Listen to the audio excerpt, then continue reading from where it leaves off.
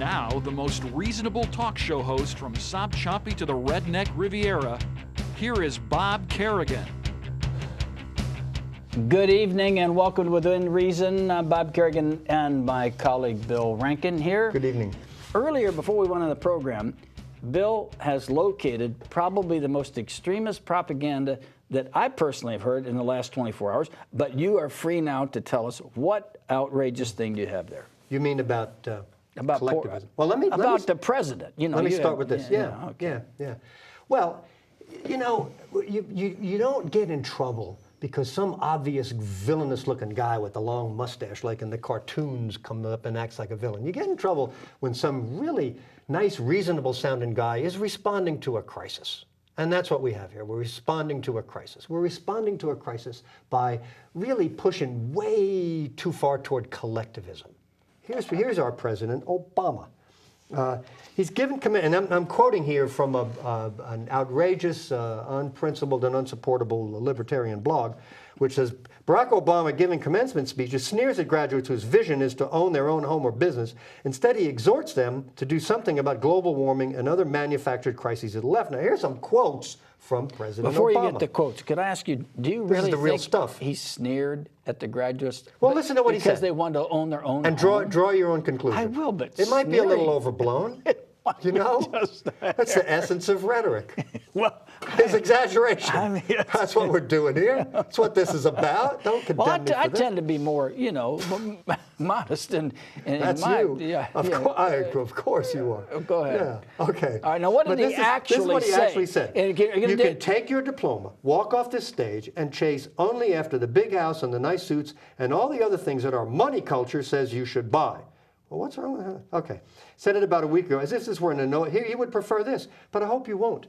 Not because you have an obligation to those who are less fortunate, though you do have that obligation to those who are less fortunate. Not because you have a debt to all those who help you get there, though you do have that debt. It is because your obligation to yourself. Because our individual salvation depends on collective salvation. No, it doesn't.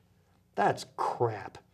Because think about only yourself, fulfilling your immediate needs and wants, betrays a poverty of ambition. This is going back to the idea that the people who are calling everybody greedy are selfless, that they're not acting in their self-interest. And I'm sure there are some people who are really selfless.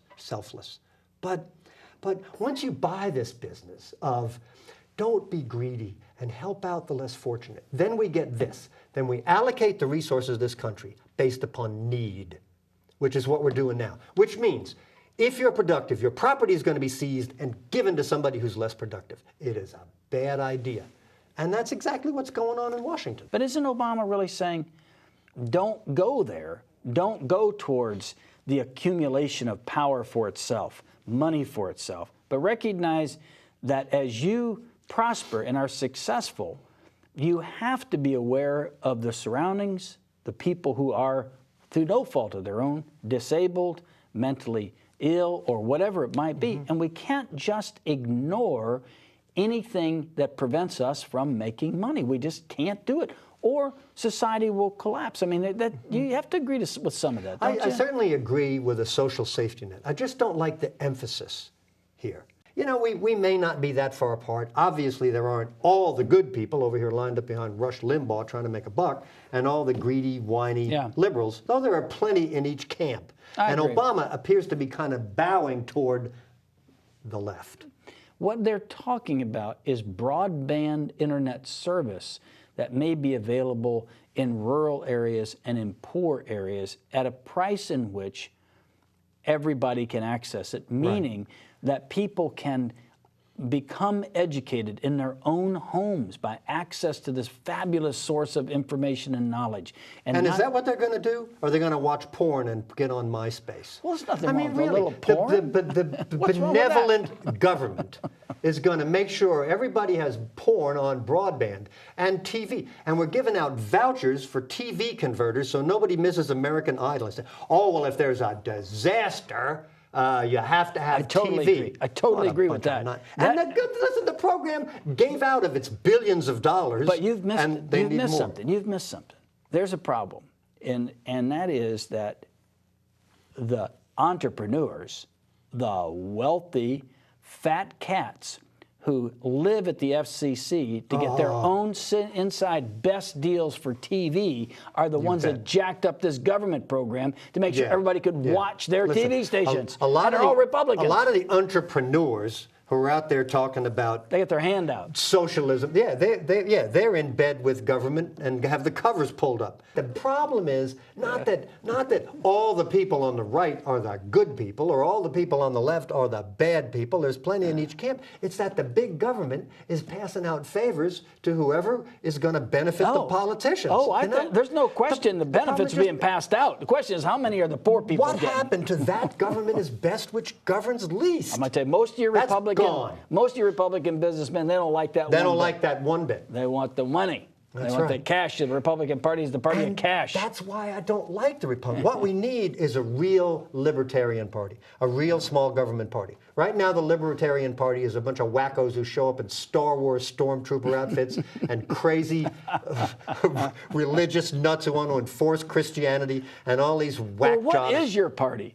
Where are your people? I'm afraid There's it's no one inside my following suit. you. All right, now we have not mentioned the basic rent control problem that is involved, or the rent subsidies, or whatever the basis of the gay marriage proposition in New York is. So enlighten us, if you would, on what's really going on with gay marriages. Well, part of it. First of all, the idea that marriage is between a man and a woman is, in my view, somewhat absurd. And I've asked a lot of people and never gotten an answer.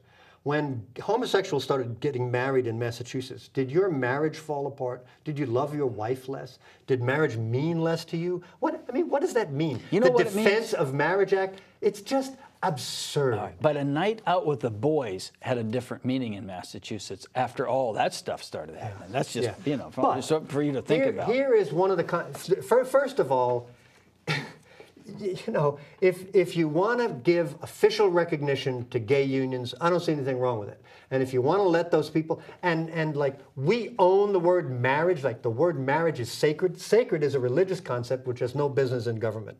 And saying the Bible says it has no business in government. So all of that, I think, is nonsense. But a lot of government bennies are given out based on marital status, so now the government's going to get bigger. Do you know what I just found out? This is really pretty cool. A spouse who has worked enough and reaches full retirement age, and maybe hadn't worked a lot, but has worked enough to, say, get $500 a month, if when they retire, their spouse is on Social Security, they can get half of the spouse's Social Security. So now we'll have a bigger drain on Social Security when the gays get involved. Interesting. And it is about apartments in New York, because this country allocates benefits based on spousal stuff. Who cares? I mean, first of all, here's an idea for you. Why should the government have anything to do with marriage? It ought to be a contract between two people. And the government shouldn't be deciding you pay more or less taxes or apartments or anything else based on All right, what about marriage. this? What about if you want to register a civil union, go ahead. What about this proposition? That the real reason Republicans... We all ought to have civil unions. How about that? And if churches want to call it a marriage, then let them call it what they want. And if they don't want to marry gays or dwarfs or anything else, they don't have to do it because they're free not to do that. How about that? I was going to ask you this before you launched on that, and that is, I've always thought that the Republican, right-wing side of the Republican Party, the ones that are so bitterly opposed to gay marriage. The Terry Schiavo wing of loonies. Yeah, but I thought that the truth is that they favor homosexual promiscuity, that they really think that that's a better way for homosexuals to have multiple partners. What do you think about that? I don't know that there's any evidence of that. Well, it doesn't. I mean, they like to portray homosexuals as less moral, though. It's hard. I mean, I think there's plenty of immorality to go around. I think the platform of the Republican Party ought to be, we favor homosexual promiscuity. I think that would have a certain ring to it. I think you might get some more people on your party. I think the government shouldn't care what you are, and the government shouldn't give out benefits based on your status, and it shouldn't have anything to do with anything. Thank you for joining us.